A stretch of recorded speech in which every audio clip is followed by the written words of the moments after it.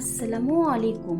আজকের recipe chicken curry. রান্নাঘরের কয়েকটা মশলা দিয়ে কিভাবে স্পেশালভাবে চিকেন কারি বানানো যায় চলো তোমাদের সাথে শেয়ার করি। দুটো বড় পেঁয়াজ, একটা টমেটো, দুটো কাঁচা লঙ্কা তেলের মধ্যে নাড়াচাড়া করে একটু নরম হলে তেল থেকে ছেঁকে তুলে একটা পেস্ট বানিয়ে নেব।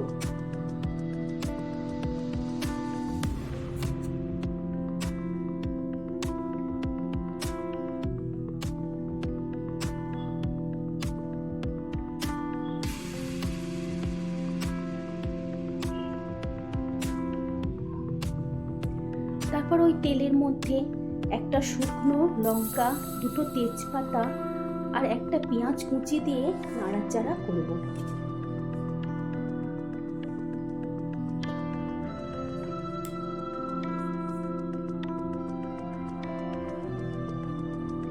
পেঁয়াজ লাল হয়েছে, এবার এর মধ্যে 2 চামচ আদা রসুন বাটা আর পেস্ট করে রাখা পেঁয়াজ টমেটো দিয়ে ভালো করে কষাতে থাকবো। একটা বাটির মধ্যে 1/2 চামচ হলদি, 1 চামচ লঙ্কা, 1 চামচ ধনে, পরিমাণ মতো নুন, 1/2 চামচ জিরে মরিচ গুঁড়ো দিয়ে ভালো করে কষাবো।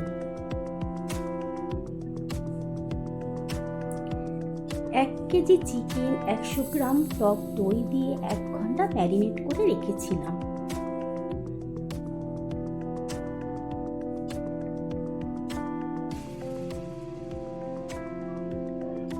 মশলা খুব ভালোভাবে কষানো হলে ম্যারিনেট করা চিকেন ওর মধ্যে দিয়ে ভালো করে চিকেন মশলা একসাথে কষিয়ে নেব।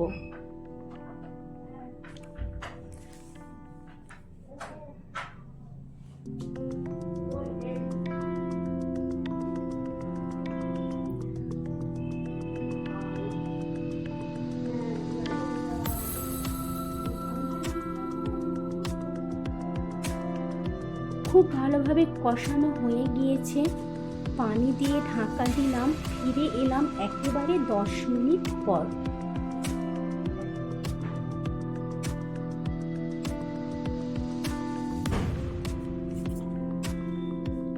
চিকেন কারি পুরো রেডি।